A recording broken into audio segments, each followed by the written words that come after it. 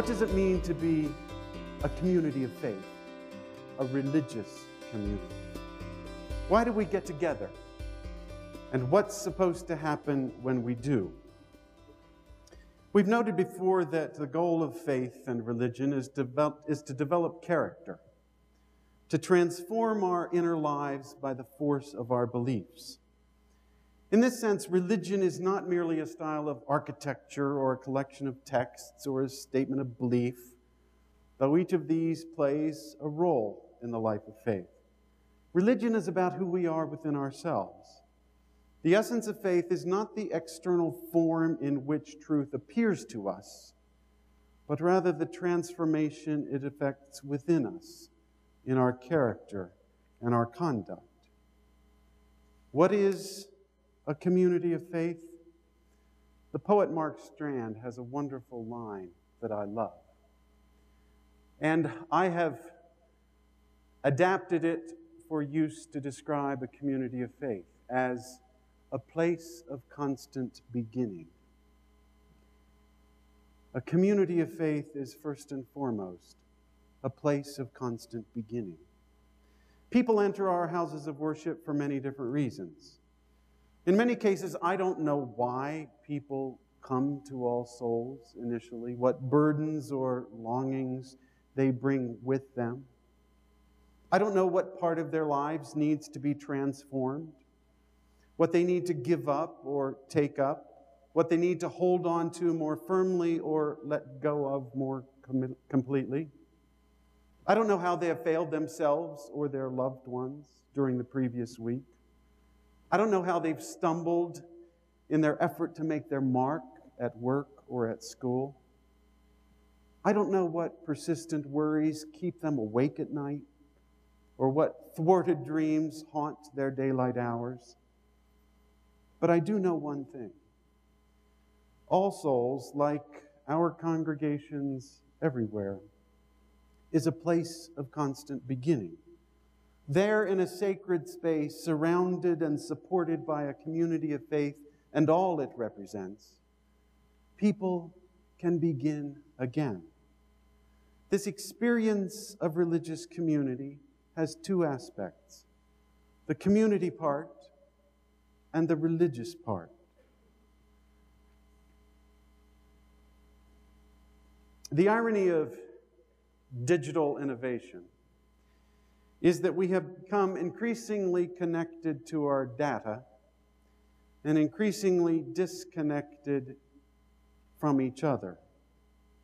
As a result, people in our culture are more isolated and alone than they have ever been. You may know the book Bowling Alone as an icon of our culture. I believe the thing that's missing from our digital world is the experience we come to church to find. The experience of being connected. The experience of personal connection and mutual support. Of being an individual within a real flesh and blood community. I sometimes say that worship is an analog experience in a digital world. There's something palpably real about being together. This experience of being part of a real community is most palpable during worship, which is the religious part. It's what makes a religious community religious. Worship is a time when we invoke not just our connections to each other, but also to the Spirit of life itself. Worship is a discipline of opening our minds to things that we don't fully know, our mind to ideas we don't fully comprehend, our souls to a spirit we cannot fully name.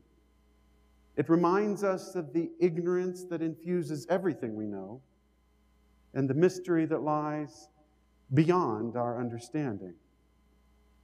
We feast our eyes on time-honored beauty in a sacred space to make us indignant when we see ugliness and treachery. We open our ears to the sublime music of the cathedrals of the past to make us impatient when we hear discord and despair. We fill our minds with ancient wisdom that is good and true, to make us wary when we encounter false hopes and easy answers. We wait for the Spirit of God, not magically to transform us, but mysteriously to move us. In worship, we open ourselves to a truth that cannot be demanded. Worship is religious practice. It's where we learn how to wait and listen, how to be truthful and faithful. It's where we learn how to be fully present to ourselves and each other. The hallmark of a community of faith is the experience of worship. The hallmark of worship, in turn, is an experience that reminds us of the fundamental truth about ourselves and our world. In 1821, Friedrich Schleiermacher published a groundbreaking book titled The Christian Faith, which proclaimed that the essence of Christian piety is the feeling of absolute dependence on God. This statement was groundbreaking for two reasons. First, it declared for the first time that the essence of religion was not obedience to a set of divine commands or assent to orthodox doctrine or recognition of Jesus as Messiah. Religion is an experience, a feeling, Schleiermacher called it. The liberal tradition in theology flows from this declaration that religion is first and foremost an experience. What kind of experience does Schleiermacher have in mind? He calls it a feeling of absolute or unqualified dependence on God. If we apply what we've learned over the subsequent 200 years about the universe and God, we can expand Schleiermacher's claim. We now know that utter dependence is a fundamental characteristic of everything that exists whatsoever. The religious experience of utter dependence is twofold. It's a realization and a response.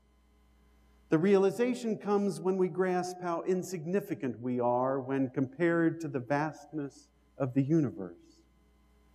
It comes when we grasp how fleeting and fragile we are compared to the period and potency of the universe. It comes when we recognize how much we need things we cannot make on our own. The sun, wind, and water. The trees, plants, and animals. Even parents and teachers and friends. It comes when we become aware of the tendrils of experience that unite us with everything that is. The appropriate religious response to our experience of utter dependence, in my view, is gratitude. My conviction is that gratitude should be the defining element of our faith. In the same way as Judaism is defined by obedience, Christianity by love, and Islam by submission, I believe that Unitarian Universalism should be defined by gratitude. Let me tell you why. Gratitude links us to the past by revealing to us our identity, how we became who we are. The sense of gratitude also links us to the future by revealing to us our duty, what we owe back in return. The sense of dependence requires two things: a discipline of gratitude, by which we constantly acknowledge our utter dependence on the sources that make our life possible. And it requires an ethic of gratitude, which works for a future in which all relationships among humans, as well as between humans and the natural world, are fair, constructive, and beautiful. The ethic of gratitude is both personal and universal. It stems from an insight that's simple yet profound. You and I are constituted by the world we live in. Surrounded by ugliness, we come to embody callousness. Surrounded by derision, we come to embody despair. Surrounded by violence, we come to embody aggression. We cannot escape this cruel calculus. We are constituted by the world we live in. We become what the world around us gives us the opportunity to become. But there is another way. Surrounded by beauty, we come to embody hope. Surrounded by order, we come to embody peace. Surrounded by calm, we come to embody patience. Surrounded by encouragement, we come to embody purpose. The ethic of gratitude demands that we nurture the world that nurtures us in return. It is our duty to foster the kind of environment we want to take in and thereby become. We'll talk more about the ethic of gratitude after the break. The last section will be on ethics. But first, let's circle back to worship, which is where we learn the discipline of gratitude. Worship is a discipline, a practice. Emil Durkheim, one of the founders of the field of sociology, established the principle that ritual is what gives people a sense of belonging, a sense of togetherness, a sense of rootedness. He observed that the higher the level of ritual in a particular family or group, the higher their level of solidarity and sense of community. This is especially true in the religious domain. The Jewish and Catholic traditions have remained strong and vital over the centuries because their rituals remind each new generation of believers who they are, where they came from, and what they believe. The Muslim faith is even more ritualized.